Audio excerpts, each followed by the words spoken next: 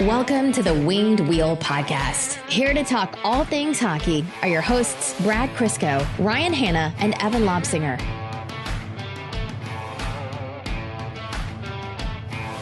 Nothing made me feel more like an old man than seeing the video of the new puck with the tracking sensor in it. And we've known that this is a thing for a while, but I guess I'd just never seen it on camera, like the infrared lights that you can only see on camera. There's sensors. You would never see it with the naked eye, but there's, I think, 5 lights flashing on the puck as it crossed the line in the game the other night. And I was like, I know this is objectively a good thing, but it feels the future is now, old man. But I'm no longer the future. I felt like the old man in that moment. I feel like this could also solve some review issues that they're just not utilizing properly. Well, they're moving towards it. Like the technology was being developed like iteratively, and the players were kind of rejecting models that didn't feel right, because you want the puck to feel like a puck, right? Yeah. The worst thing the NHL could do is change the way a puck behaves, because then that just changes the game of hockey. It's the same piece of equipment that everyone else uses. So. Yeah, because you look at the eagle eye in tennis, you look at it's a bad system in soccer, but the technology behind it's phenomenal. Yeah. Like we got to be getting close to making it at least. Did the puck cross the line? 5-second review. Yep, it's in. The NFL is just now getting rid of using the chains for a complete decision on first down. So in this year of our Lord 2024, we are finally getting there with the technology. And is a robot going to come out and place the ball? Well, Brett, otherwise, we don't even have robo-umps yet, although we are free of Angel Hernandez. I did see that. Which every once in a while for the past few days, I'm like, why am I elated? Like, why am I floating I'm right in now? a good mood. And people were kicking him on as the door was closing. My God. I'm sure he got a great settlement from the league, and he's doing very well for himself. So this is one of those rare everybody wins scenarios. I'm not a big kick someone when they're down guy. I took a mile-long running head start for that punt. The best part of all that was Joe West put out a statement saying, like it or not, but he was really good at what he did, or something to that effect. It's like, thank you for confirming, Joe West, other worst umpire ever. Anyhow, it's the off season. Evan and my dog, Abby, both have allergies that are kicking up. We're talking about baseball. That's how you know it's the off season. But we do have a lot of hockey to talk about. Folks, welcome to the Winged Wheel Podcast, here to talk to you about all things Detroit Red Wings hockey, the world of the NHL, and lots more. I am one of your hosts, Ryan Hanna. I'm Brad Crisco. And I'm Evan. On this episode of the Winged Wheel Podcast, we have quite a bit to talk to you about, but most of it's going to be done with a special guest host, Tony Ferrari of the Hockey News, to talk to you about the 2024 NHL Draft, as we, the Winged Wheel Podcast, are wont to do at this time of year. I can't wait until it's May and we're not talking about the draft at this point, but hey, we went further without talking about it this year than we usually do, so I'm not going to complain too much. Before that, we're going to be talking about the Grand Rapids Griffins and the future of some of the players on that team, and then updates on the Toledo Walleye, some other prospects, and more Red Wings news. We'll then jump into our interview with Tony before getting into some NHL news, updates on the Stanley Cup Playoffs, and more before we jump into overtime. Before all that, I want to let you know that this podcast is primarily supported by our Patreon supporters, patreon.com/wingedwheelpodcast. If you want to support the show, you get access to some really great benefits like our Patreon exclusive Discord, which is an awesome community. You also get access to all of our Patreon exclusive bonus overtime episodes, which record right after these main ones. They're a really good time. And you're automatically entered into all of our giveaways. For example, for the past 2 seasons, we've given away 2 tickets to every Red Wings home game, the vast majority going to our Patreon supporters. So again, patreon.com/wingedwheelpodcast if you want to support the show. Last episode, as we were recording, the Grand Rapids Griffins unfortunately were eliminated from the AHL playoffs. Their Calder Cup run is over. Still a phenomenal season from them, as we mentioned. And now it's time to take stock, because with a team that good, who perform that well, it means graduates. And even though the Red Wings aren't necessarily a team that's going to be chock full of space for those graduates, we know at least some of them are graduating. So let's go through some of the key players for the Red Wings to look at from the Griffins and say, what's their future? What's their future in the Red Wings organization? Where are they going next year? Is there an opportunity for them to play with the Red Wings, or are they more destined to go back to the AHL? And we'll start with the toss-up, the easy one, and that is Simon Edvinsson. Does he even count at this point? No, he doesn't. That's just a primer for me to buy some time. He will be a terrific Detroit Red Wing, starting very, very soon. I agree. I think he's primed for a big season. Obviously, we had our complaints about the runway that he had coming into being a Red Wing to the end of last season. That's all done now. There's no real point about going on and on about it even more. But what it has done is bought him a lot of time to not just dip his toes in the water. He's gone knee deep, waist deep, stomach deep. And so he's going to know what he's walking into. My maybe not so hot take that I said at the end of last season is I think by the end of this upcoming season, he's on the first pair, or at least playing equivalent minutes to the first pair. I think your concept is right in terms of he's going to be the second best defenseman, but they might need him to anchor the second pair. Yeah, and that's what I mean, like with equivalent minutes. Depending, they don't really have a fully fleshed out defense yet in terms of who's playing where, but it's starting to take shape. Carter Mazur is one that's really interesting to me. And Carter Mazur, since being drafted, has just proven time and time again that he is way more ready and can do way more than people would have anticipated with him. And what I really like about Carter Mazur is he's not only shown that he can play the, type of game where you're getting into the dirty areas, you get your elbows out, you'll win some battles, you grind, but he's also shown that he can have some offense as well. I really see Carter Mazur as the kind of guy where they're more willing to give him NHL minutes sooner, even if it's not going to come with immediate success, because he can kind of adapt his game as he develops. If the offense doesn't come right away, he can still play those bottom 6 minutes and do reasonably well in my mind. I think, and this is going to sound like an insult, it's not meant to be, it's more of a compliment, but I think one of the reasons Mazur has maybe a bigger inside track to a spot on the Red Wings than a lot of the other players we're going to talk about is because he plays the simplest game.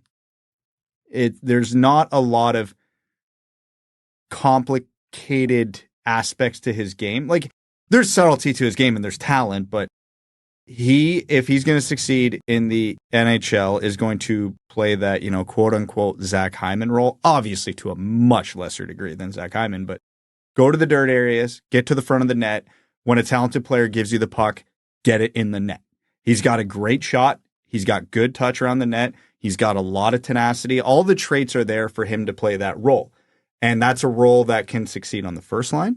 That's a role that can succeed on the third or fourth line. So he's not a guy who needs to be put into a specific spot up or down the lineup. It's not a guy where if he's having an off game, everything's going to implode and there's no way he's going to manage. You think of like a 200-foot center like Marco Kasper, who should, in theory, have more impact on the game, but there's also a lot more room for error there. Whereas with Mazur, I don't think there is. When Evan and I talked to him a while back, he made a point of saying, he's like, I don't want to be the next Tyler Bertuzzi. I want to be, it's very Eminem of him, but he's like, I want to be Carter Mazur. I play my own game. But there are similarities to what they do. But I think the difference is, and you touched on this, Brad, he does a lot of things fundamentally well. And the thing that drove the Red Wings crazy with Bertuzzi is despite his talent, despite the fact that he can get to those dirty areas and have a nice touch around the net, his tip game was absolutely unreal. Probably the only player who could often be compared to Joe Pavelski. He's in that small handful of players. Both of you smiled when I said tip game. I saw that. Not only that, just because one of the ultimate memes of Tyler Bertuzzi is him in a tank top that says just the tip. I'm firmly aware. But with Bertuzzi, it was also randomly his defensive structure and positioning would go away. Every shift he'd come off the ice covered in snow because he'd fall over or dive for a puck inexplicably. He didn't have the skating to kind of do the things he did, but he still did those things, and it drove the team nuts. Not just the coaches, but the players. I still remember sitting and watching Perron bark at Bertuzzi shift after shift after shift. He was out there too long. He missed his assignment, whatever it was. Like, that's the stuff where the Red Wings ultimately got really frustrated with Bertuzzi and thought he's not worth the kind of money that he's demanding outside of other frustrations that they had with him on the team. And Mazur has the potential to do the good things and play a kind of game, like you said, that's more simple, refined, less chaotic, and ultimately more good. You're right. It is a compliment.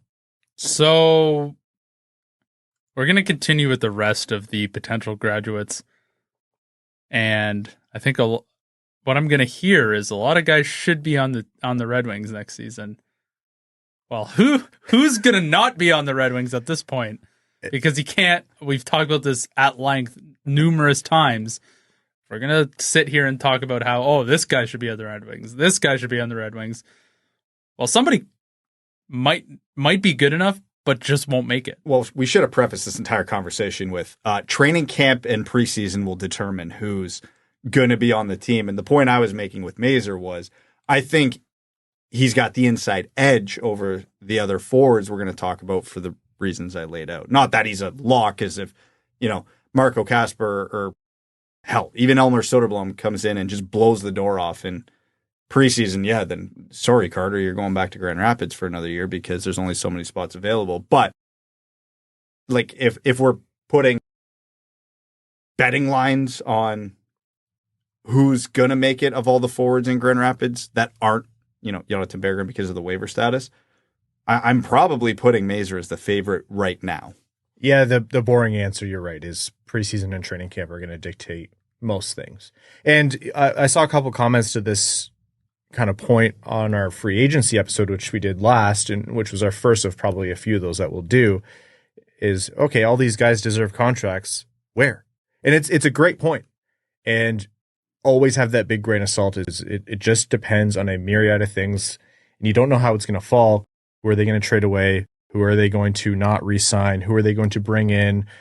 Who's going to inexplicably walk? That kind of thing. So all of that factors into this. And then then they have to earn their spot on the team. And this also goes to the point that, and I know this has been, probably was my primary complaint with management throughout the course of this entire season, is we knew at least one or two of these guys was ready for the NHL. You could say at a bare minimum, Edvinsson and Berggren probably could have been up the whole season.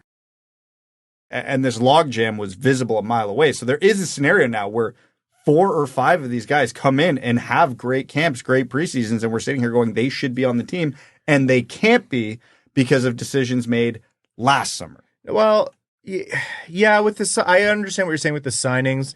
The thing is, there was technically space for Edvinsson and Berggren. Like, I'm sorry, you could have been scratching guys or waiving guys earlier on defense. And Berggren, I do think he's a player who is NHL capable, but he also didn't really make it stick at the NHL level last season. So in general, yeah, I do agree it would have been nice to have him staggered. But if you look at the minutia of it, I don't necessarily think it was like that crazy. Does that make sense? No, it wasn't insane, but the fact that we saw all the signings, predicted exactly how it was going to go down, and it went down exactly like that because of how everything was constructed, because we knew they weren't going to waive this guy or trade that guy.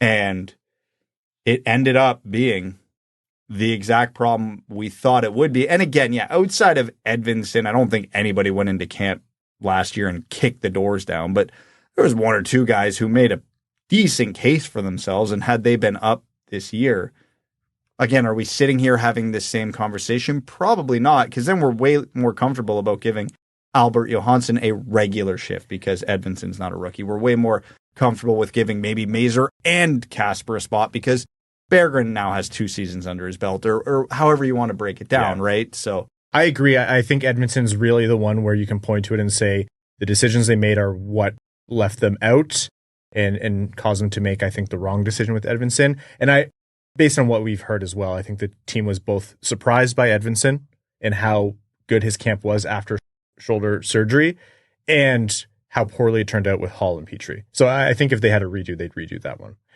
Let's move on. We've talked about Mazur. Kasper, who he kind of went as the Griffins did. He took a little bit of time to get warmed up at the beginning of the season. You weren't sounding any alarm bells, but you're saying, not as hot of a start as you would have expected for a player with his game. But then as the Griffins started to warm up and really ramp up in December, especially, so did Kasper. And I think he ended himself with a really fine season under his belt.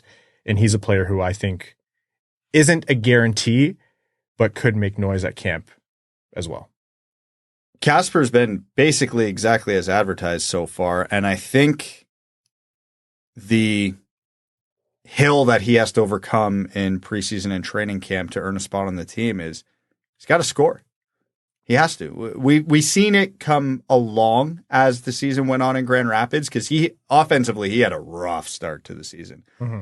He's always been a very responsible, hardworking, absolute pain in the ass 200-foot center, and every NHL GM every NHL coach has all the time in the world for those types of guys. But if you're going to come in and you're going to play a regular shift as a center on the Detroit Red Wings next year with that roster as constructed, 20 points isn't going to cut it. Like, you're not rushing Marco Kasper onto the team next year to be Joe Veleno. You know what I mean? And if he's not producing in preseason and even in, you know, training camp scrimmages, whatever you want to call it, you can see that roadblock still in his way. There's probably value to sending him back to Grand Rapids and going, we know what you do well. Keep doing that. Now add this element to your game and focus on that and really make it an emphasis of, I got to figure out how to get that puck in the net, or I got to figure out how to get that puck to guys, and then they put it in the net. I could also see him starting on the wing. Like, if they find value, let's say Mazur doesn't have a good camp, for example, and they still want someone who will play a little bit of a pinball kind of game. Even if you don't want him to just be Joe Veleno, I mean, we don't even know what's going to happen with Joe Veleno. He could play fourth line center, for example, or you could just start him on the wing, and it eases him in. That's actually pretty common with centers as well. So I don't think he has to come in and be a center day one if he does make it. No, I agree with you, but again, then it comes down to that crux of, well, how many wingers are you putting on this team? Did Mazur earn a spot? Is Berggren going to be on the team? Did he get traded? I don't want any of those three guys spending any significant time on the fourth line. I don't think that's going to do them well. I'd rather Marco Kasper go center the first line in Grand Rapids and work in his offensive game than, you know, toil on the wing with Joe Veleno and Christian Fischer for a year, with all due respect to them. That's not going to help his offense, which is where he needs the most work. So, you know, it comes down to who makes it and where are you going to slot them? What do you think about Berggren? We've talked about it a lot, and you'll know the answer, but exceptionally well in the AHL. So good that if you're trying to trade Berggren, you can point to his AHL record and it wouldn't be stupid for you to do. At the NHL level, I think he was fine this year. I think he probably can do more than he did. I wonder how much nerves have to do with it. I know the team wants him to be able to do a little bit more with his game, not just the offensive touch, but the offensive touch is there, and I think he could hang at the NHL level, even with the Red Wings. Like, we talk about the Red Wings having an improved roster. I don't think this roster is too good for Jonathan Berggren, but I also don't think last season Jonathan Berggren kicked the door down and was too good for the AHL, if that makes sense. So he has to be up. He's no longer waiver exempt. So, and the team's not going to give a player like him away. So if they don't trade him, he's on this roster. The Daniel Sprong spot is his to lose right now. That's the reality of the situation. We love Bergie. We love who he is as a player. We understand his shortcomings, and a lot of those shortcomings are very similar to what Daniel Sprong's were. And they're not the same type of offensive producer, but they could both play that well. Again, Berggren had a good chunk of NHL run the season before, and he put up a respectable amount of points. So I'm not saying that he's going to replicate what Sprong did, but I don't think he would be terribly far behind. And if you get a little more defense out of him and a little more playmaking out of him than you got from Sprong, I think the fans and the organization would be very happy with that result. He is insurance for the UFAs. Maybe not Patrick Kane, but for the other ones, essentially that's how I look at it. So I think come July 1st, maybe a week after, knowing what the UFA landscape is for the Red Wings, that will be very indicative of what's happening with Berggren for the upcoming Red Wings season. Needs a contract, and we know that's been a little bit of a messy situation. There's been a lot out there, and news on a player who is between the NHL and AHL doesn't really get out there contract-wise unless it's being fed out there. And so you know the agent and player here are pushing hard for an NHL job. Where they sit, whether he's, done with Detroit or needs a certain role at Detroit, I wouldn't hazard a guess that direction. I haven't heard anything to that effect, but I do wonder how this one's going to pan out in terms of the relationship and what kind of contract comes to fruition. But what we do know is because of technicalities, no longer waiver exempt, and too good for the Red Wings to just lose through waivers. It would be kind of foolish. So either traded or he's earned himself a spot on the Red Wings. So Albert Johansson is another player to that effect, no longer waiver exempt. And he's not just going to get onto the Red Wings through technicality. He is, when we asked Carter Mazur, who's the more underappreciated player on the Griffins, he went so far as to say, I think Albert Johansson most nights is our best player. And he's going to be on the Red Wings roster, whether he's the seventh man or not some nights. I think that just depends on how he plays. But he's ready to be a Red Wing, and now's his time. My only fear with Johansson is that he's that seventh defenseman a little too much. Because the risk with him is, obviously, you can't send him down. He would not make it. So he's got to be up. But if he's not in that top six, that is a black hole that benefits nobody.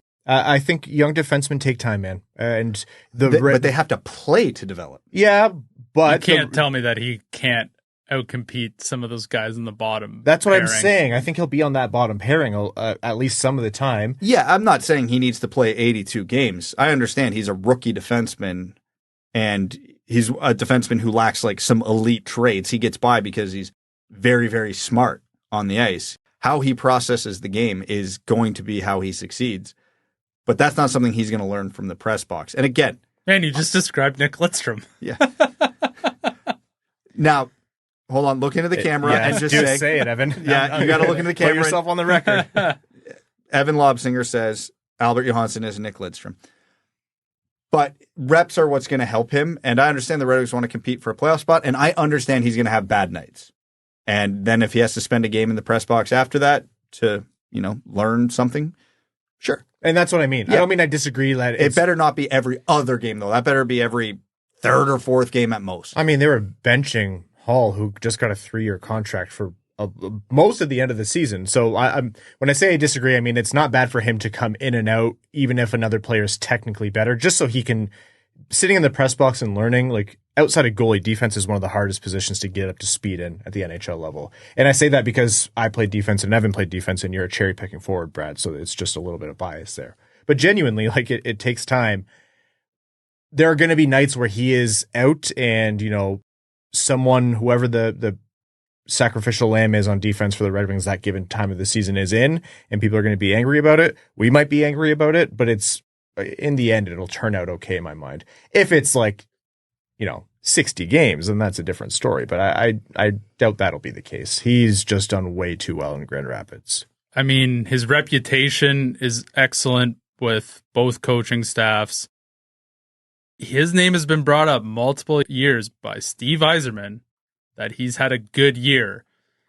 So you cannot tell me that he will not outperform Justin Holt, Jeff Petrie, Ole Mata. I would suspect that he would be playing almost every single game, with the odd back-to-back sitting out. If he can't outcompete any of those three to play in the NHL on a nightly basis, maybe he's not the guy to be on the team, because if you can't do that, like Justin Holt couldn't even outcompete himself this year. You can crawl over that bar. Yeah. So, if he can't show to that level, I don't really know what his NHL future looks like then. But I agree. He does. I'm confident that he will. Me too. Yeah.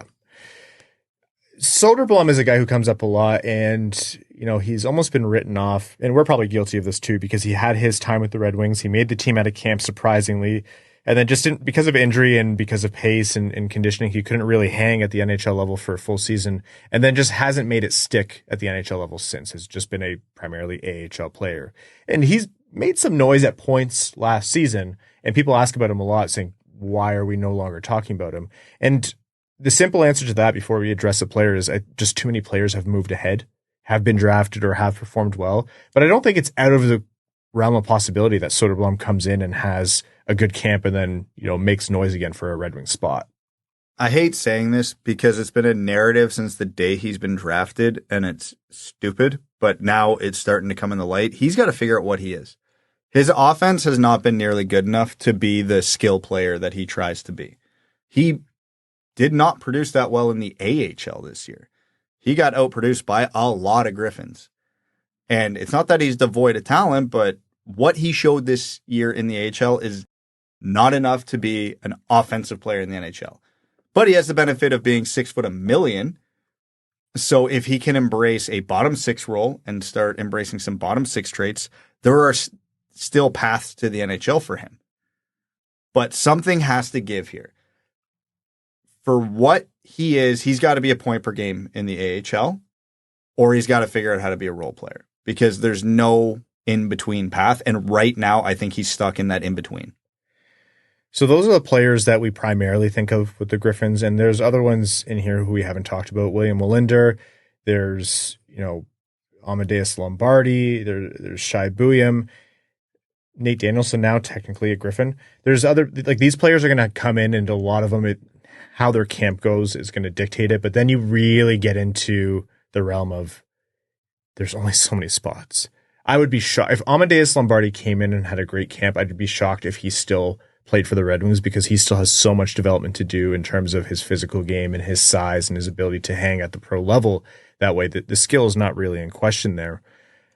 You're running out of spots, and also you want the Griffins to be good next season too. Dan Watson did a lot of really great things with his team. There still needs to be players to continue that progress and then also help graduate other players onto the team. Now, those are the skaters. One last player we'll talk about, because people are going to be wondering, is Sebastian Cossa. Our story is out on what we think about goaltenders. The Coles notes is it's exceptionally hard for a goaltender to make the NHL consistently. And when they do, relatively speaking, they suck, because it's the hardest position in the NHL. Goaltending is getting harder statistically in the NHL year over year right now. So if Sebastian Cossa makes this team, it would be shocking if it was as a starter in any capacity. Never mind the fact that the Red Wings have NHL contracts right now in Lyon and Husso. But Cossa has a tall task ahead, even if he has done well in the AHL to this point. Yeah, the path for him seems extremely simple. Keep him in Grand Rapids and let him take the lion's share of the games this year, because he split the games this year and he earned that starter's job by the playoffs. But he did split the games most years. So this upcoming season, he's got to be the guy for a full season, get used to that professional workload, that professional consistency. And not even to speak of Cossa, if we're going into camp with Husso and Lyon, I'm concerned. Not for Cossa, for the team. They are going in with Husso and Lyon. There better be someone else there. Brad, that's who that I understand they are under contract. That's what's likely I understand you are objectively right. That is the most likely path. I understand they are both under contract, but I know we've talked about what the Red Wings' priorities should be this offseason in the concept of making the playoffs next year. Obviously, we've had bigger conversation about what's best for the future. Their biggest problem next year, and their biggest problem this past season, was goaltending. It needs to be addressed. Okay, and we all know this for a fact. The Red Wings are trying to address this. Yes. But we also know for a fact, and this isn't, insider information, but the second fact is it's exceptionally hard to make goalie moves in the NHL. I agree and understand fully. So I agree with everything you're saying. Oh, clip that. Yeah, you're the guy who does the clipping, so. Does not lower my level of concern if that's the scenario. Yeah, you pretty much have to hope, one, healthy Husso, and two, good Husso, because we didn't get either of those last year at different points. And it's a hell of a gamble to make on either one of those at this point. And that is no disrespect to Philly. We've seen him when he's good, and we know he can be good. But it's been a while since we've seen it. And if you have aspirations of getting into the playoffs, that is not something you can reliably count on right now. So if we're going to put a number on how many rookies make the team where you're not having the conversation we had this year where it was too few and everyone's saying, okay, now we've got this logjam or this dam that's about to burst of rookies. And on the other end of the scale, how many would you think is too many? Where it's like, okay, now this team's really rolling the dice to hope that these guys stick and figure it out and make the playoffs. So I think we'll probably see 5 different rookies in some capacity, not all 82.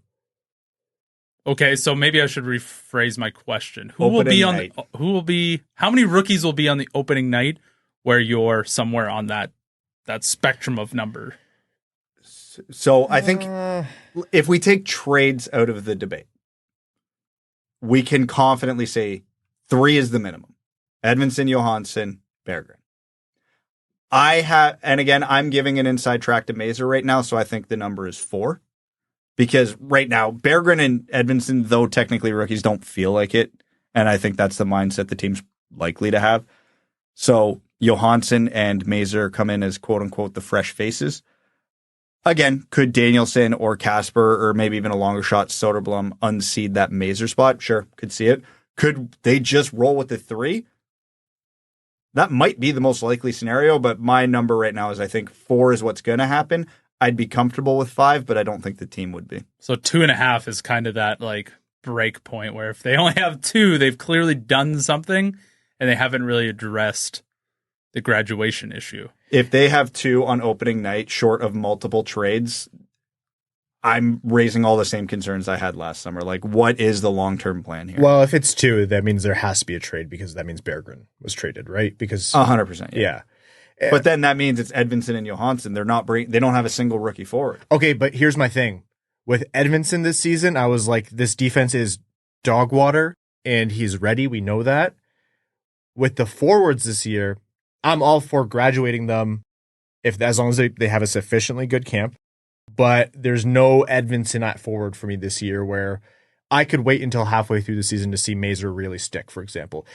It's hard. But, are you excluding Berggren from this? Yes. This is on the assumption he's traded. Yeah. Like, I think, and it's hard not to think about it in the context of last year. I get that, Brad, but I genuinely think, like, if you look at it, who is so ready where you're like, it is absolutely batshit if they're not on the Red Wings next season at forward? I don't see anyone like that. I think Mazur very well could be ready after camp. I think Kasper very well could be ready at a camp. Danielson could surprise, but none of them are Edvinsson level. Okay, then would you agree if none of those 3 have a good enough camp to make the team, this team has a much bigger problem than they realize?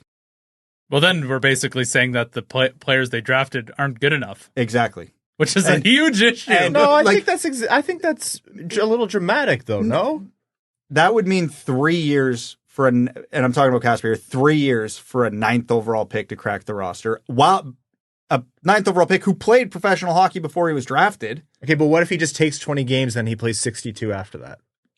I'd be okay with that, but could be the case. Could be the case, but that's what we thought. I'm talking initial reactions to the opening night lineup. Oh, so you want the drama? Yeah, well, that's why I asked the question. Yeah, and that's where I'm at. 4 is this feels right. It doesn't feel like they're risking too much with the roster. It feels like they've graduated enough where if, hypothetically, again, under my hypothetical, it's Mazur in, then you graduate Kasper and Danielson next year. Feels right. That feels like everything is on track to where it should be. And then with the defense, you could talk about, does Wallinder or whoever have a good year? Axel Sandin Pellikka, maybe surprises, whatever. But my big concern is if it's just Edvinsson and Johansson and Berggren's traded, the future at forward on that team, I would have deep concerns. Okay. I already have mild concerns with the offensive upside of all of them at the NHL level. Hence why we've been banging the drum. It's a big deficiency in the system, yeah. Yeah, 100%. That's why we've been banging the drum for a forward in this draft and a big trade or free agent for a top 6 forward. But yeah, if 0 of them do enough to crack it, I don't give a crap about the opening night lineup. All of a sudden now my concerns are what is the core of this team in 5 years? So numbers-wise, in terms of what Brad said, I hate to give him one back here, but I fully agree those numbers are about right. But now one hypothetical for you, Brad. What if it's just like they trade Berggren, you have those 2 other rookies, and none of the other guys are there because they made acquisitions at forward through trade or through signings, and you look at all of them and you're like, yeah, because of Marchessault and this person and that person, like these are all solid NHLers, and that like this roster is full. It would have to depend on the players they brought in and for me, their age. Because again, we had this huge conversation last episode about, yeah, the playoffs this upcoming season are important, and I'm not dismissing that, and that should be the goal. But the primary objective is the cup window.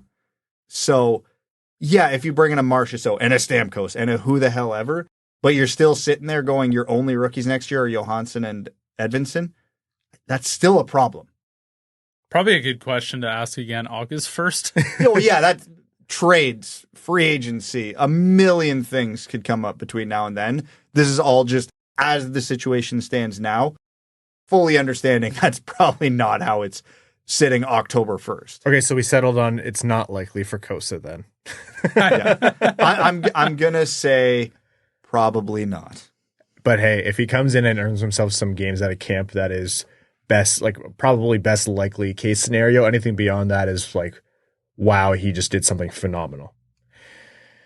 All right, other Red Wings news. As you can tell, we could probably do another hour on that topic alone. We'll be coming back to that for sure. Other Red Wings news, further down in the ECHL, the Toledo Walleye unfortunately lost in the Western Conference Finals to Kansas City in 6 games, so their playoff run is over as it goes for the entire Red Wings system right now.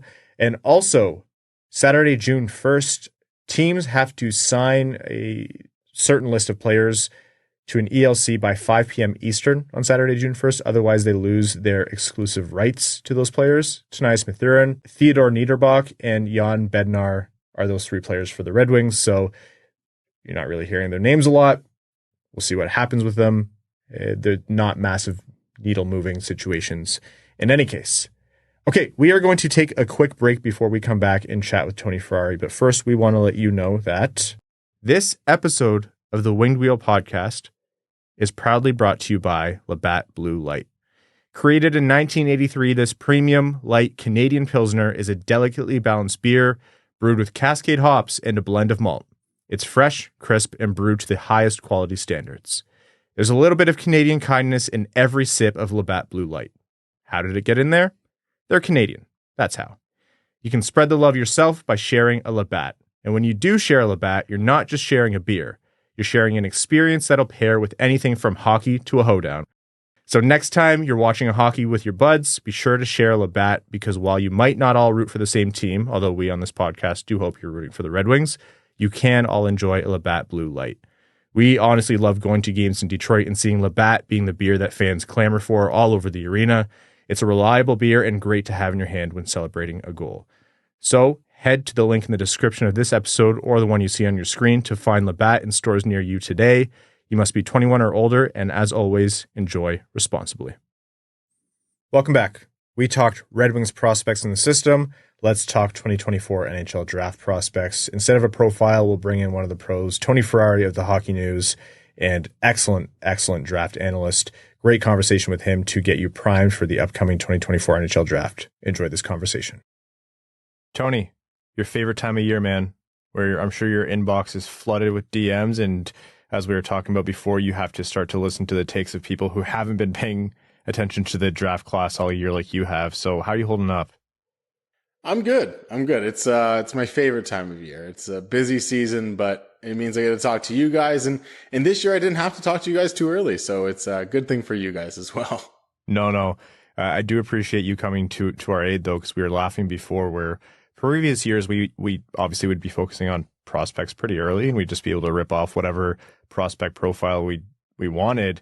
And this season, and it's for good reason because the Red Wings are good, but this season we'd have to plan days in advance to be like, okay, we have to make sure we're really brushed up on this film or this prospect or whatever, package that we can find in terms of more information besides just what public consensus is on prospects. And the well of information is getting pretty thin. So we decided we'd bring in the pros for this one. Folks, please welcome our favorite draft analyst to the Winged Wheel podcast, Tony Ferrari of the Hockey News, and plenty more across the hockey sphere. Tony, welcome back to the show. It's good to be here. It's always fun to talk to you guys. So a bit of a different look for the Red Wings this year. We're usually talking, pick 6, pick 9, sometimes a couple picks in the first round. But this year it's just pick 15 as it stands right now. I mean, we already saw a draft floor style trade the other day, so who knows what else is going to come. But what does this look like for the Red Wings at pick 15 in terms of the overall opportunity to add to their roster? Or is the drop-off in this draft class really as steep as people are saying? It's interesting because I was talking about this with someone recently about the Red Wings' position in the draft at 15 this year, and they're in position to let the draft fall their way and see which prospect falls, but they're kind of just too late where the guy like Catton or someone like that may fall into their lap the way Zach Benson fell into Buffalo's last year. So there's going to be a good player this year because I think from about 6 to 18 or 20, you could really mix and match any of those guys and reasonably come out with the best player available at that pick, depending on what your team's looking for, depending on what your team wants and the style of player that they're looking for. But it really is kind of that just too late to have that really high-end guy fall to them because Berkeley Catton's too small or Ivan Demidov is a Russian, or a guy like Anton Salayev is starting to kind of draw the ire of some people around the hockey world, but he's still a 6'7" defenseman, and that's almost guaranteed that he'll go in the top 10. So they're right outside that range where the high-end guy's going to fall, but they're still going to get a really good player, I think, whether it's a Michael Brandsegg-Nygard, a Cole Eiserman, or someone else that I'm sure we'll talk about today. They're still in a good spot to get a good player because, like I said, that range between 5 and 20 is kind of up in the air. Let's start with Cole Eiserman. I'm glad you raised his name. We did our profile on him not long ago, and he's a polarizing player, and we knew that. What do you make of his talents and how much of it can actually translate to the NHL? There's almost seem to be two camps. Those who think that he is a great bet on talent, especially after the top 10, and those who think there's no way he's going to do anywhere close to what he's done with the USNTDP at the NHL level. Is this the next, DeBrincat or next haul that Montreal got with Cole Caulfield, or is this kind of fool's gold in your mind? I think he's better in some aspects than those guys, but I don't think his scoring talent is quite as elite. I think Cole Eiserman's a really interesting player because the more I've watched him, the more I've appreciated everything outside of his goal scoring. But with that said, I've also kind of went, yeah, I don't think he's quite going to be this level of a goal scorer at the next level either. So I think one thing with Cole Eiserman is the physical game. The guy loves to just randomly just go throw a Jake Trouba style elbow. Doesn't connect all the time, just like Jake Trouba. So he'll avoid suspensions that way. But it's really interesting because there are times where you'll see him fly down the boards, go to throw a hit, completely miss, but you're like, okay, NHL teams are going to love the fact that he tried that. There are times where he does connect physically and starts to kind of get involved in that way and really engage on that side of the puck. But defensively, he is kind of a black hole, so you kind of have to accept that. The offensive talent, I'll say, is really, really high end. I think he's still one of the best offensive players in this draft class. The shot is really good. I think he needs to figure out to rein it in a little bit with just how much he's selfish with the puck at times. Because when he does start to make plays and when he does start to incorporate his teammates, that's when I think his offensive game really shines because he's got some really underrated playmaking ability that doesn't really get the love that it probably deserves because he did just break Cole Caulfield's record at the USNTDP. He's a guy that scored goals since he was like 4 years old, basically. He's always scored goals. When he's making plays, he's really good. And I think that's going to be something he learned in college. And I think that's something that he's going to learn as he gets to the NHL. We saw Cole Caulfield this year. Everyone went, oh, it's a down year for him. Yeah, he didn't reach 30, 40 goals, but he had a lot of assists. And you saw his playmaking side come out of his game and take that step. And I thought that made him a better all-around player. I think Cole Eiserman has a chance to kind of do just that and still be a 30, 35 goal guy. Maybe even touch 40 a couple of times in his career. Maybe those are the high points in his career, but he's got the physical engagement when he wants to. He's got the playmaking when he wants to, and he certainly loves to score goals. So I think for any team that drafts him, it's just going to be about drawing out those other things that he does really well that he doesn't always seem to want to do. Going along the theme of players we've talked about, Michael Brandsegg-Nygard is a player who, again, there's kind of some split opinion on him. Does it all, but what's his actual offensive ceiling? And if you look at what the Red Wings have in their prospect pool right now, they have a lot of very good players, but they are probably looking for another high-end forward because is there really an elite, point producer in their system? Probably not. Can Michael Brandsegg-Nygard break the mold and be that player, or is he more of a Kasper style, do it all, but not exactly a game breaker, top six type forward? It's a really interesting comparison with him and Kasper because a lot of the issues that I had with Kasper throughout the season in his draft year, I saw with Michael Brandsegg-Nygard in his early season. I think you saw, he's defensively responsible. He plays really strong along the boards. He does all of the pro style little things that you want to see, the back checks, the kind of ability to kind of get to the net and create havoc there, win battles in the corners, forecheck really, really high end. But the offensive game, you were like, where is the top end here? Like, do you have a top end or are you just middle six, the grinder on the line? For lack of a better term, are you going to play the Zach Hyman role? And I know Zach Hyman just scored 50 goals, but I think we can all admit that some credit goes to some other guys on that team. But are you going to play that role? Are you going to be the guy that plays maybe in the top 6, but isn't the driver on your line? And then as the season wore on, especially as they got to the Allsvenskan playoffs, you saw some of that offense come out. You saw him fade off into space and get his one-timer off more. You saw him use his snapshot. You saw him do little deceptive things with the puck, pulling it in, pushing it out, and changing the angle on his shot. And you're like, oh, okay, like that stuff's coming there. And that's something I didn't see from Marco Kasper in his draft year. You saw it a little bit in his draft +1, but Michael Brandsegg-Nygard's doing it already. I think he's a bit more refined in his role as a winger, and I think that's something that's an asset as well. So maybe he is that kind of grinded out third guy on a line that does the dirty work for the skill guys. But I think his offensive capabilities are able to stick up with those top end guys. Maybe he's not a top line player, but you're not always going to get a top line player at 15th overall. So I think he's certainly worth the draft pick. I think his upside is higher than a guy like Marco Kasper or even a Nate Danielson. Maybe they kind of form a duo with their strengths and weaknesses kind of complementing each other. Maybe that's kind of where the Red Wings go with it. But I think Michael Brandsegg-Nygard's really an offensively talented guy that doesn't get the love for it. And you saw it come out, especially in those Allsvenskan playoffs. He was Norway's best player, in my opinion, at the World Juniors. He was one of their better players at the World Championships. This kid's ready to play pro hockey. He's probably going to play over in Sweden one more year before he comes over, but the Red Wings are used to that. They've seen guys like Seider and Edvinsson go over, play another year. Even Marco Kasper did the same thing. Play another year, come over, learn the ropes in the AHL, get used to the North American game there, and then get to the NHL. And we saw a lot of success with Moritz Seider doing it. We've seen Edvinsson come up at the end of last year, and I think everyone realized he probably should have been up a little earlier. But that's the development model that Detroit's chosen, and they've chosen for years and years now. And I think Michael Brandsegg-Nygard would fit right in on that line of development.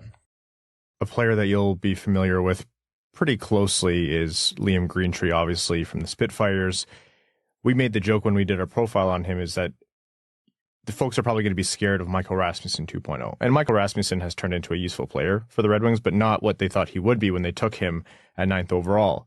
Now, jokes aside, Liam Greentree it's still a question on whether he's going to be able to translate his game into the NHL for different reasons than Rasmussen. I don't think they were the same players at junior, but what do you make of Greentree, and is the offense real there in terms of what you might be getting in a prospect?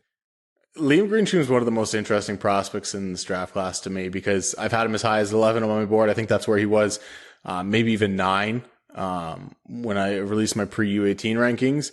And he's dropped down a little bit, but he truly is a top 5 talent if he knew how to skate. And that says a lot about where his skating is, because I think with Liam Greentree, he's got a great shot. He's one of the better playmakers under pressure in this draft class.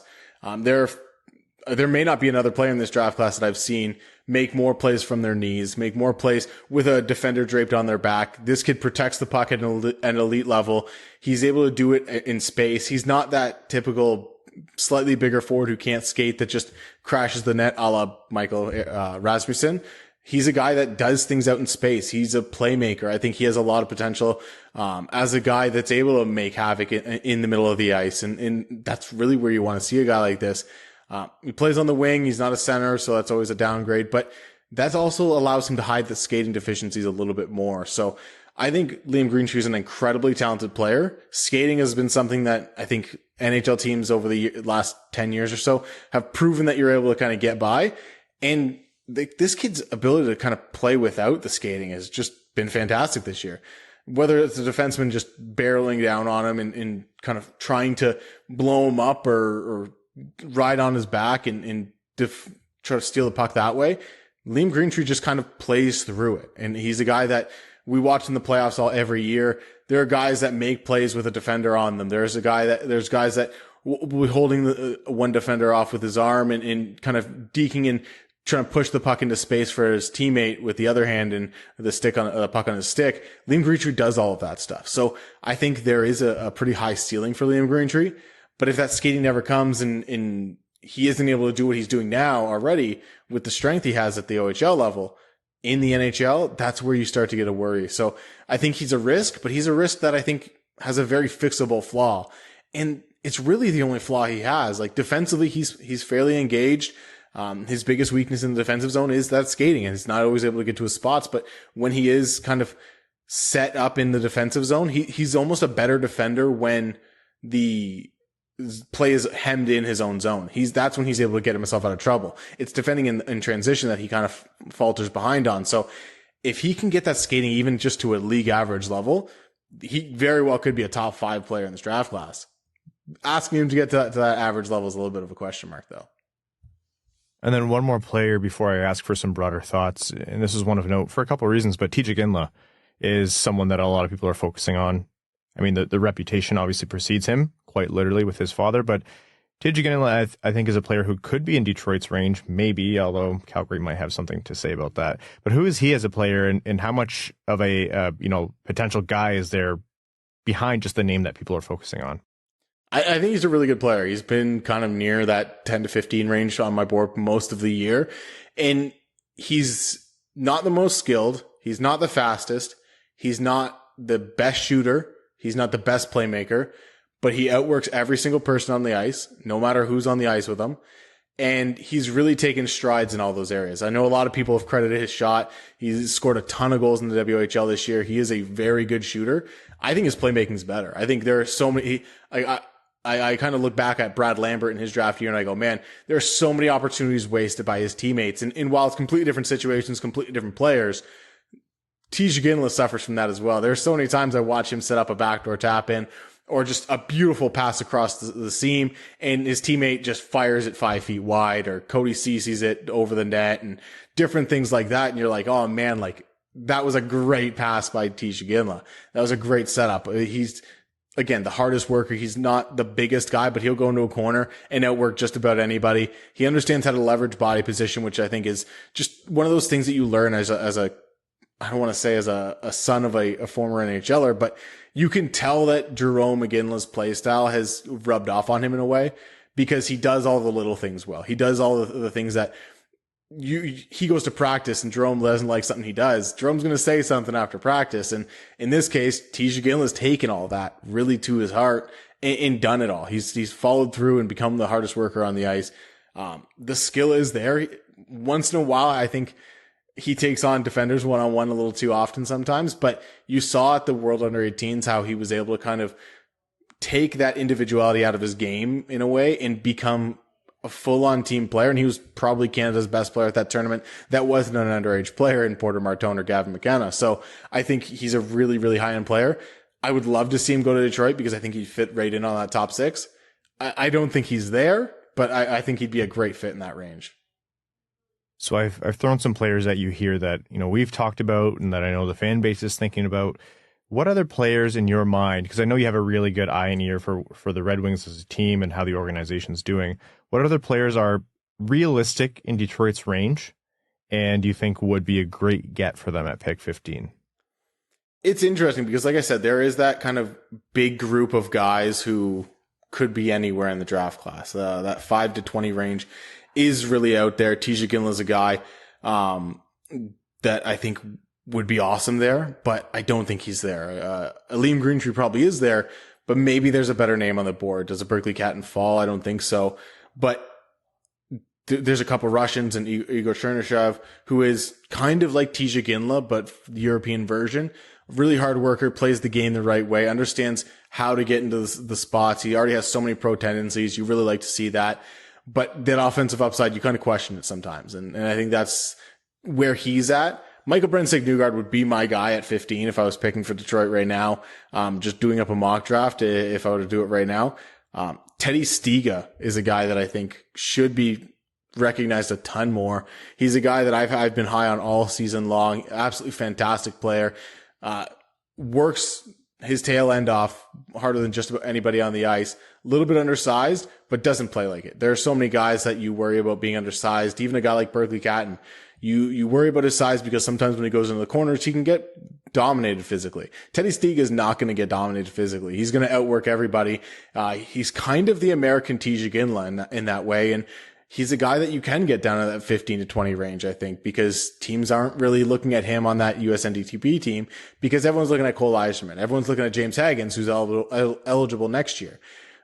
Teddy Stiga really was a line driver for that team. The way he was able to play off of James Haggins when he was on that line, was exceptional. When he was off that line, he was the one driving his line every time. So this kid's a guy that I think really has all of the things a team like Detroit would want, in that hardworking, committed to both sides of the ice, in doing everything. And then he brings a lot more skill than people give him credit for. I think you saw at the U18s his chemistry with Hagens when he was making spinning passes. He was making passes that were just like little drop or hook passes. There's so many different things that he can do. He's got a great shot. He goes to the net.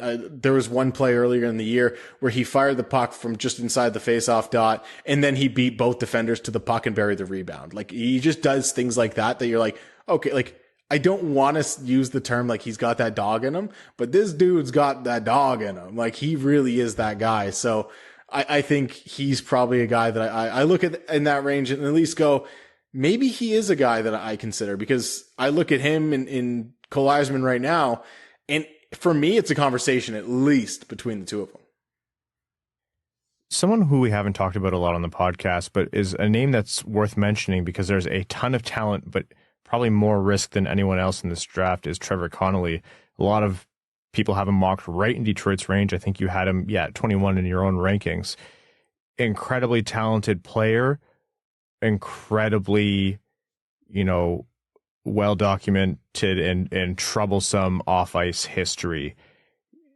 I'm not going to sit here and ask you to evaluate the kid himself and who's he going to be as a person. That's honestly for the scouting staffs and the GMs to decide. But, overall, what's the risk here with the player? Who is the player on the ice? And what are you hearing in terms of how NHL teams are viewing him and the risk that would come with him?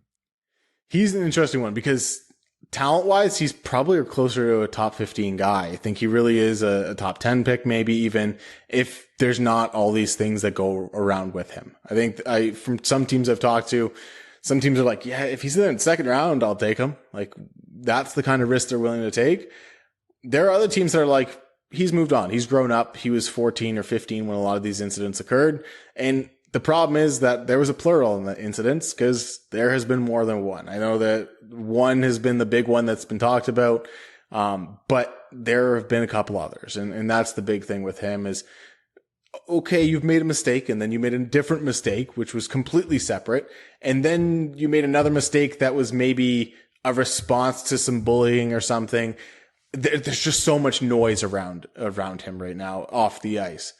With that said, incredibly talented playmaker, a shifty player, a guy that can just take over a shift at will. He plays with incredible speed and pace, really, really high end passer, good finisher. There's a lot to like about his game. Between the off-ice stuff, between the lasting memory, like I know the U18s aren't the end-all be-all. I myself always put out rankings before big tournaments because I don't want to be the guy that pushes Teddy Stiga up into the top 15 because of a U18 tournament. I'd rather be the guy that has him there beforehand, and then when everyone calls me silly, he goes out and proves me right. And that's kind of what happened. But with Trevor Connolly, the lasting impression of him at the U18 is that really dumb penalty that ended up costing this NTDP team their U18 championship. He was the only guy that wasn't on that US NTDP team for the last 2 years, and he cost them the title essentially by taking that major penalty. I know it's a one moment thing, and in the NHL, maybe that hits a 2-minute minor or something silly. It's not what it was at an international tournament, but on top of everything else, NHL teams are going to look at that and go, maybe we just pass and take a guy like Stiga. Maybe we pass and take a guy like Michael Brandsegg-Nygard. Maybe there's all these other guys that we end up finding some shine on because there's too much smoke around this kid, and Trevor Connolly. Incredibly talented player.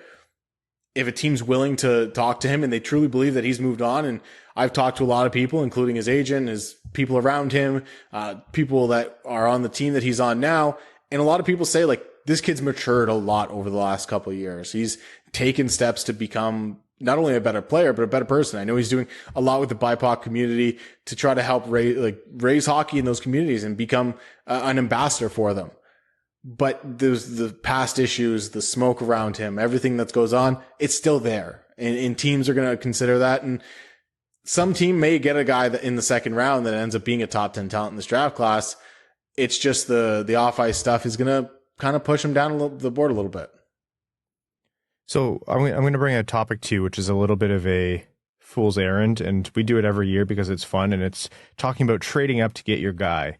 And the NHL just isn't that league. Like, it really is not, especially not dramatic trade ups. In the NFL, you can almost predict which teams are going to package up next year's second to move up and grab their QB or grab their corner that they want, however the board's shaken out. But the NHL just has such a slow uptake of knowing how to have fun and do things that are drastic to kind of get the job done. Regardless, hey, what's the potential that the Red Wings trade up for a, highly talented forward who's falling down the board, say a Berkeley Catton maybe, because, there's a run of defensemen very early in the first round because there's a lot of defense-needy teams positioned around there. Do you see something like that playing out, even if not for Detroit? Do you see it that kind of draft falling in that order with the positions going how they are predicted? Yeah, I do think that a guy like Catton will fall down the board a little bit. And if Detroit sees fit, trade for him.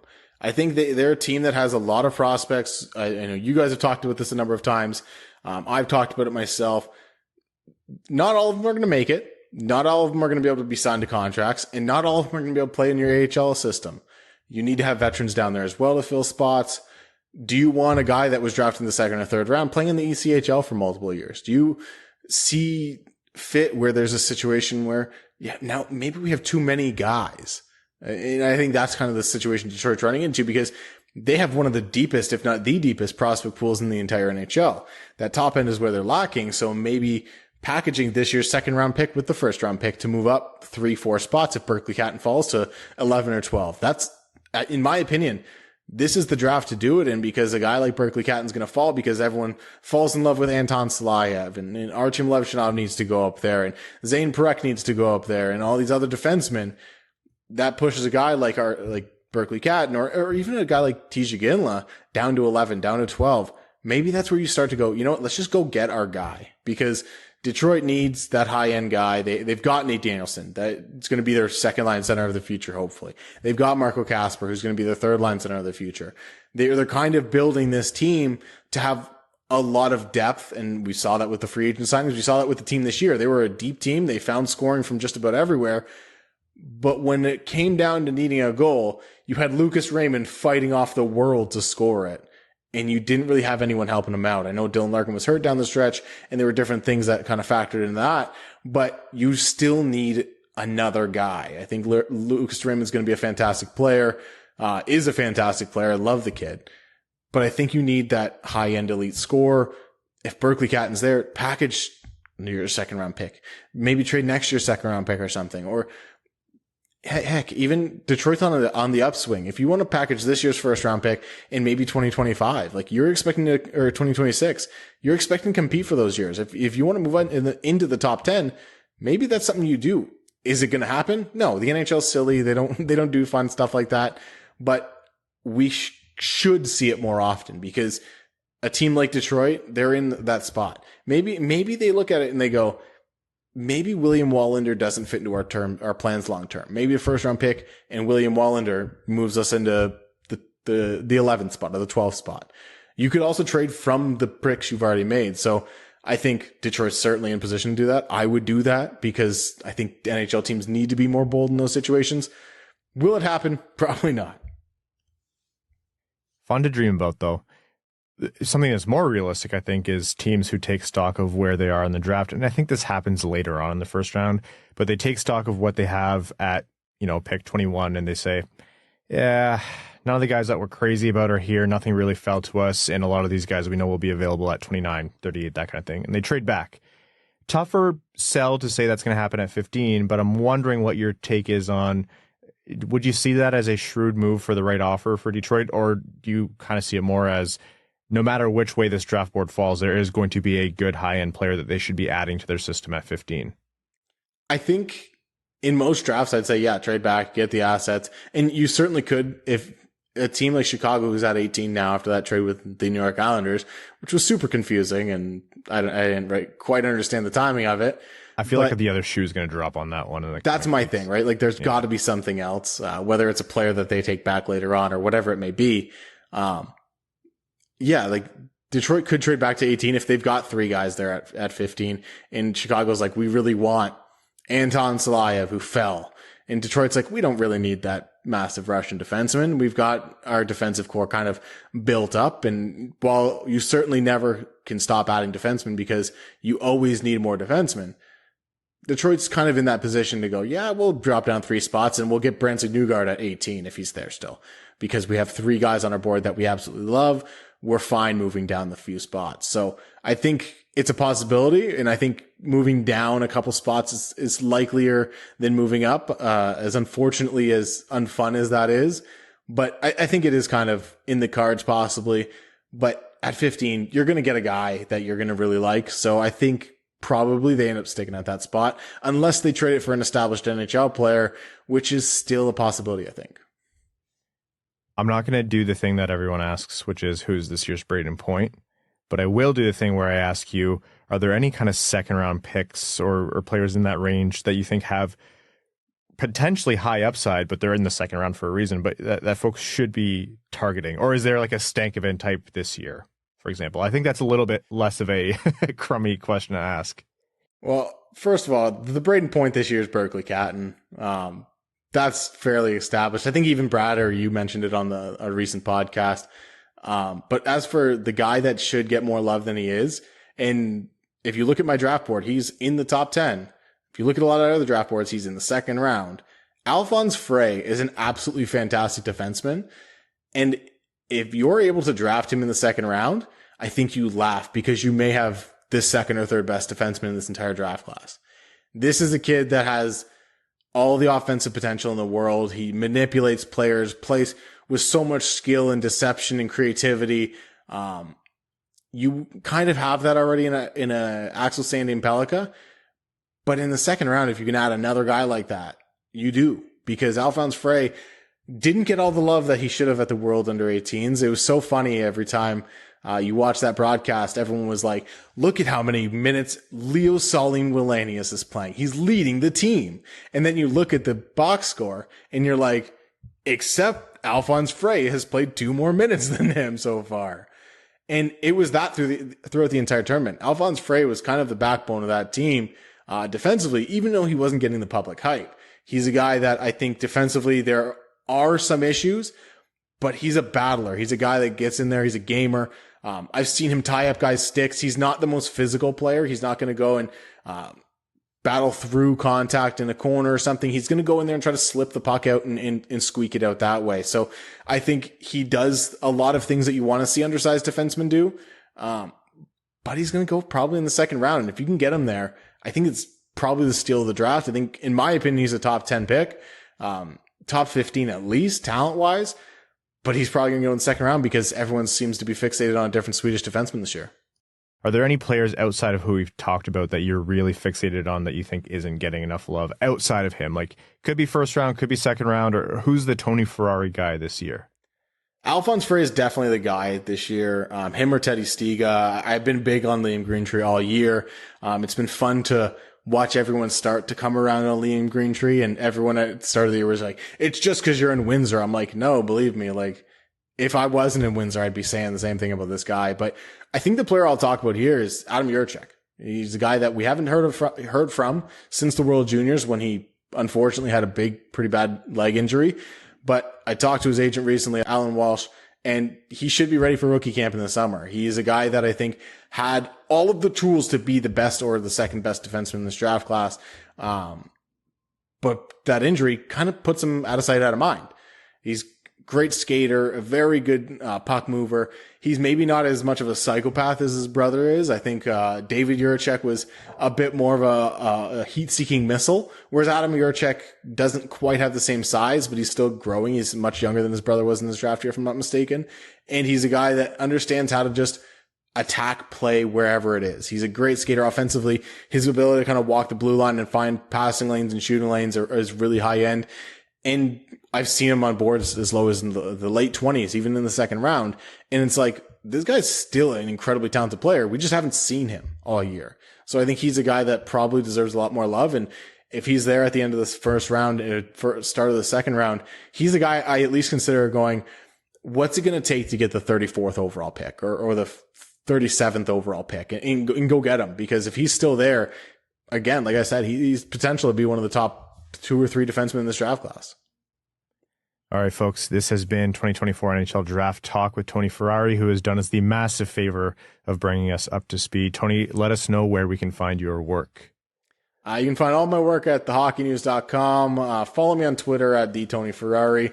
I should have some more videos coming out on elite prospects as well. My game tape videos have been few and far between this year, but it's been a good series so far this year, and definitely look at those. And yeah, like I said, all my draft stuff's at the Hockey News, and new ranking coming out in mid-June. So that'll be the final board, and then I'll be able to kind of put my feet up and wait till Vegas. And that'll be required reading, which we will obviously share when that comes out. Tony, thanks so much, man. Really appreciate it, and we'll talk again soon. Welcome back. That was our conversation with Tony Ferrari. Lots and lots and lots to think about. A lot of polarizing players around the Red Wings' potential pick at 15, and that's without any drama of a potential trade. I know we joked about it not being likely, but imagine that does come to fruition, and then the polarization really increases. So this could be a pretty fun draft for Detroit. Let's move on to some NHL news before we jump into overtime here. The Stanley Cup playoffs, the conference finals, have been fun. Tied 2-2, both series at the time of recording. Let's start with Edmonton-Dallas. That series feels like Dallas is more or less, I think, the better team, but Edmonton is just overcoming their deficiencies in waves, in my mind. Well, yeah, that's exactly what Edmonton is. You get these windows where their big boys go supernova. Dallas hangs on for dear life and prays the lead doesn't get out of control to the point where they can come back. And the inverse happened in the last game where Dallas went up 2-0 quick. And that was Edmonton's game the rest of the way. They just need Stuart Skinner to be good enough. They don't even need him to be good. They need him to be average, which he hasn't been for big stretches of these playoffs. And that Robertson goal where he jammed it in based on how his foot was against the post rather than his pad, like that, you can't. That's just not good enough. I have been on the record saying I think Skinner can be good enough, and then you look at the numbers and you look at him play, you're like, well, maybe I was stupid and wrong. Canadian media has been giving me whiplash too with him these playoffs, because I was watching the morning loop after that Robertson goal where they're talking about whether or not they should go back to Calvin Pickard and is he good enough, and they're referencing how statistically bad. This morning, I swear to God, on the morning loop, they were talking if he should be the goalie for the Four Nations tournament for Canada. Like, I can't. People want to know why everybody hates hockey teams in Canada. This is why, and it's awful. Yeah, it's a tough look. Jordan Bennington, come on down. 2-2. I don't think like this is Dallas's series to lose by any means, just because I said they're the better team. But I do think like I just have a hard time. How is Edmonton going to do this 6 more times to win the cup? But then you say that out loud, you're like, 6 more times isn't actually that much. So maybe they can. And do we think the Rangers or the Panthers are better than the Stars? I think they can be just as good. I think they can be just as overwhelming. I think the Panthers especially. And if the Rangers beat them, like on paper and what we've seen, though, I still think, all things being equal, Dallas is the best team in the league. But not by the margins are thin now. No, but my point being, if Edmonton can get through Dallas, there's no reason they can't get through the Rangers Panthers. Not saying they will, and I'm not even saying they'd be the favorites. But this is their toughest test. If they can do it, they can go into the finals with some confidence. How crazy would the Florida Panthers attempt to bully Edmonton's superstars in Leon Draisaitl and Connor McDavid? Wouldn't be anything new for them. Draisaitl especially strikes me as like really high on the don't give a shit meter. But here's the thing. Can Florida risk it, or the Rangers or whoever risk it against Edmonton? That is the last team on the face of the earth you want to put on the power play. Dallas is an incredibly unpenalized team. Like they are very disciplined. And so that helps them a lot. If you come in and you put yourself a man down a ton, you're going to get burned. And after game 3, Knobloch was already in the media petitioning for more calls. Yeah. Saying like, hey, what do we got to do to get some more calls here? Because you could see his level of concern about the lack of power plays. Yeah. Is Miro Heiskanen like the most underrated defenseman in the NHL? Oh, 100%. Underrated defenseman, yes. Yeah. It's just shocking to me how good. I knew he was good, But when teams play in the Western Conference, they get late times. You're not as dialed in as you are with the Eastern Conference teams. Oh my God. And oh my God. He plays defense. Like, I know we talk about. He is a horse. Makar and Hughes are phenomenal, like out world-class hockey players. They are a marvel to watch, and it's must-see TV. But Miro Heiskanen plays defense at an elite level too. Like, he is. I sound like an old head, but he plays the position how it's meant to be played at an elite level. I think everybody knows Miro Heiskanen's good, but I don't think people realize how elite. Like, if you had to name all the defensemen in the NHL who are definitively better than Miro Heiskanen, I think that list starts and ends at Cale Makar. Like, definitively? Definitively. I bet you the general public would go like Cale Makar. They would go Quinn Hughes, Adam Fox. I don't have either of those two ahead of Heiskanen. Me neither. No, but like, people in Edmonton would say Evan Bouchard. Well, yeah, like, as is their duty to be homers toward. If Evan Bouchard was on the Red Wings, which why would I ruin my own day by saying that out loud? But because we know how close that was, he'll be up there one day. But Heiskanen is legitimately should be an every year Norris candidate. He's been that good. Is like. Makar's just a freak of nature. Yeah. That's the only reason why Heiskanen's not considered a favorite every year. Heiskanen's right in that same category as Yossi, as Hughes, as Fox, as all those other guys. And he might be the top of that group. He defends. I've also noticed when Rupe Hintz is in versus out of the lineup for Dallas, he really is one of the straws that stirs the drink for them. Oh, dude. He's another super underrated player. Yeah. As long as you just don't look up how the Stars got him. Yep, I know. Why are we doing this to ourselves? Thank you, Eric Cole. So that somehow I was fine to move on until you said that, and the whole shudder just went through my body. It's all my fault. If the Stars win the Cup, the Red Wings probably deserve more credit for it than almost the Stars do. We gave them Jim Nill, Rupe Hintz, Wyatt Johnston, Logan Stankoven. Jason Robertson was taking one pick after. Yeah, we can count that too. We left him for... On the comments of the last episode, someone said, damn, these guys are low-key actually super mean to Evan. He's just sitting there minding his business, and then they just call him an idiot out of nowhere. And this is why we do it, because you... I'll have to remember to bring up old skeletons in the closet. Oh, that's what I said. We're going to have to tread lightly around Tampa Bay for a while now. Well, if the Yzer plan doesn't work, we can just take the Jim Nill pill. That'll be the next one, we'll call it. Oh, that's actually the rhyming there works really well. Yeah. Actually, when I replied to them, I was like, you think that bothers Evan? You should see what he says to us off air. You're the biggest bully in the house. You and Abby. That's right. The Allergy Brothers. That's right. Florida, New York, excellent series. Kreider tossing the mouth guard out of Tkachuk's mouth. First off, immediately you think of Johan Franzen tearing the mouth guard out of Patrick Kane's mouth back in the day, and that makes you reminisce. But that series is everything we've hoped it would be. All those overtimes already, a ton of fun. Oh, yeah. Florida's dominating the play, and everybody's upset that it's 2-2, acting as if the goalie isn't part of the team. Yeah. Paul Maurice dominating the post-game press conferences. What a dude. All-time dude. He's up there with Zadorov. What do you say, pass the hat around for Trouba? Yeah. Poor Jake. That's media gold right there. What a dude. Everyone hopes both these series go to 7, but because like what I said to Brad is true. Like the margins are so thin. We said Edmonton because of their goaltending situation, and they have, Nurse CC on defense, which is questionable at best at times, is the fourth of those 4 teams, and they scored 5 unanswered goals last night. It's going to be, I hope both series go to 7 because again, the margins truly are thin. Okay, we're going to jump into overtime on this episode of the Winged Wheel Podcast. Overtime is brought to you by our Patreon supporters. Patreon.com/wingedwheelpodcast if you want to support the show. The Discord, the giveaways, the bonus episodes, and lots more, some of your great benefits.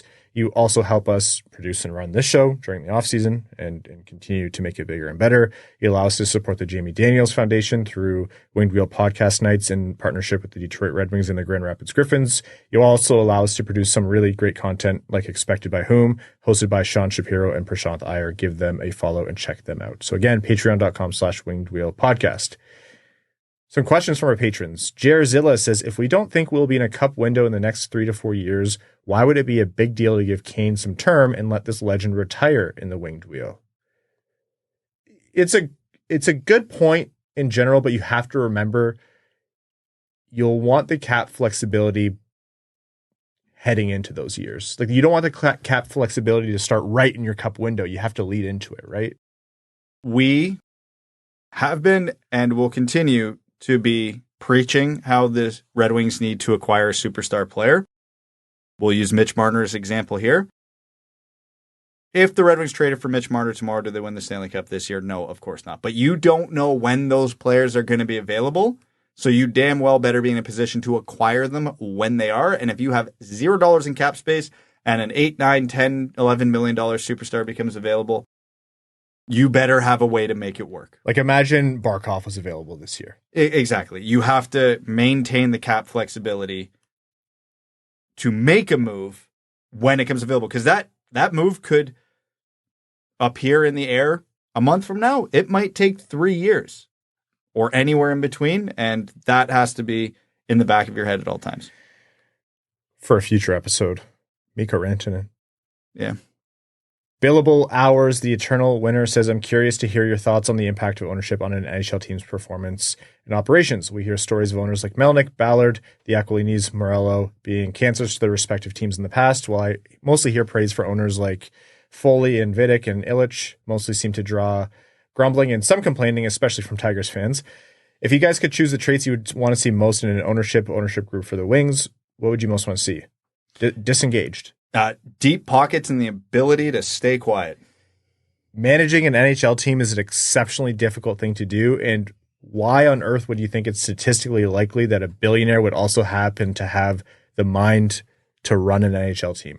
The skill, like, for one person to have both of those skills is extremely, extremely unlikely, just statistically speaking. Well, hey. The Dallas Cowboys string of recent championships. Well, how many billionaires can let go of the reins of their entities? They don't become billionaires if they do. A lot of them. Like, that's just what they know. It's almost the antithesis of how they have been successful. So Yeah. It is extremely difficult for them to do it. You're almost... I'm going to counter my own point I'm about to say. You would almost prefer a team or an ownership group that sort of has anonymity. And then I'll counter my point and say, well, the Toronto Maple Leafs haven't won shit running that model. So the answer is there's no formula. There is no formula, really. But you see owners like Eugene Melnick who are too hands-on, keeping a tight purse string that just creates an environment of losing that is hard to wash off. Well, in the Final Four right now, you have a 50-50 split of hands-on versus hands-off owners. So there you go. Martin Landgren says, hey guys, finally a patron after learning of you guys since 2018. Martin, welcome to the Dub Club, and thank you so much for your support. Says, been a Red Wings fan since 93 and realized I needed to get hold of a Red Wings podcast. Also, at the moment, I started working at my hometown hockey company, Marsblade, who have a lot of connections to the Red Wings. I have quit since. Michael, there goes a sponsorship. Why are you still reading this comment? My question is, therefore, what do you think are the biggest leaps in equipment development that have been made in the game? Thanks for the pod, guys. Keep on evolving like you have done over the last 6 years. P.S. Surprisingly, no. Got a delivery of Clamato juice recently. That's a treat we're missing in Sweden. So equipment developments, this is a Brad territory. It sticks. It's such a lazy answer, but you saw this rise in goaltending when the gear got better, the technique got better, and we go into the dead puck era and shooters couldn't score on them. And now we see scoring trending up, and we see, you guys got guys like Matthews and Laine who can seemingly just unload a puck with an effortless release. Well, these sticks now, if you're taught how to utilize them properly, man, you can get some torque behind them. And again, keywords, when utilized properly and when you have the proper specs to your size, skill level, etc. Like, I suck. Ryan's seen me shoot. I can launch it for someone my size. I think you have a good shot, yeah. Yeah, it's... First time you took a snapshot, I went, oh, damn, he's actually good. That's annoying. But the technology in the sticks has come such a long way in the torque, the feel, the everything. It's It's really something to behold if you grew up like we did from the wood to the aluminum to the composite to now these absolute units they're trotting out. I just realized something, Evan. What? Brad's Bryson DeChambeau, but for hockey equipment. Brad hasn't tried to gain a shitload of weight and change the game, though. Well, I haven't tried.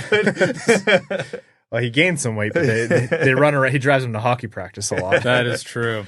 But just like an absolute dweeb for the game, and a lot of people are annoyed by him. Doesn't have the hats, though, which is good. Which is good. I would not let you in my house if you wore those hats. Not a big hat guy in general. Oh, it's because you have a full head of hair. Brag about it. No Justice, No Petrie says, at pick 15, would you rather have a player who would be equal to Anton Lundell or risk selecting a player who has elite traits but could also end up never playing a game above the AHL level? I thought that was a really good question. It's a great question. The second one, for sure. Again, it's a bad answer 90% of the time, and I'm aware of that. Does Anton Lundell fundamentally change the Red Wings in any way right now? Yes. Does he slightly improve them? Sure. Is he the type of player that is really going to push them over the edge? Does he fill something they're desperately lacking? Can Anton Lundell be a top 6 center in the NHL? Maybe. Probably. But I think adding another one of those is really good. Okay. Hypothetical, and I know this isn't going to play out, but let's say 50-50 chance Michael Hage never plays in the NHL or scores 35 goals a year. Are those 35 goals more than what Anton Lundell would bring to the team right now? Yeah, by a lot. Substantially changes the team. So they're at the point they don't need another middle six, 200-foot player. That's the reality of it. They need someone who's going to fundamentally do something they can't do right now. But the odds aren't in their favor. And if you get a guy who in his rookie year, 18 goals, 26 assists in 65 games. But I can tell you straight up, you put Anton Lundell in the Red Wings Cup window right now. He's right now in the St. Louis. Yeah. He's right now in the Florida Panthers Cup window. He's got 10 points in 15 games. He's a good player for in the playoffs. He sounds like half the Detroit Red Wings right now. No, just younger. That's the advantage. That's the thing. He's 22 years old. I don't know. But that's the thing. It's like we're getting a 50-50 on an 18-year-old right now is the question, right? I don't think it's 50-50 though. It depends who you're drafting and what the I think at pick 15, no matter what, it's not 50-50. I think the odds are substantially lower than that you're going to get a guy who is more than a middle six. How many 35 goal scorers have the Red Wings drafted in the top half of the draft? Well, they have one of them. He's their captain. Has he scored 35? No, but he's been close. He's been close enough. Since we've done this podcast, the answer is 0%. He got 33 last year. You're not going to spot him a couple? Zero. Hey, he was missed 14. I just throwing it out there, just saying it.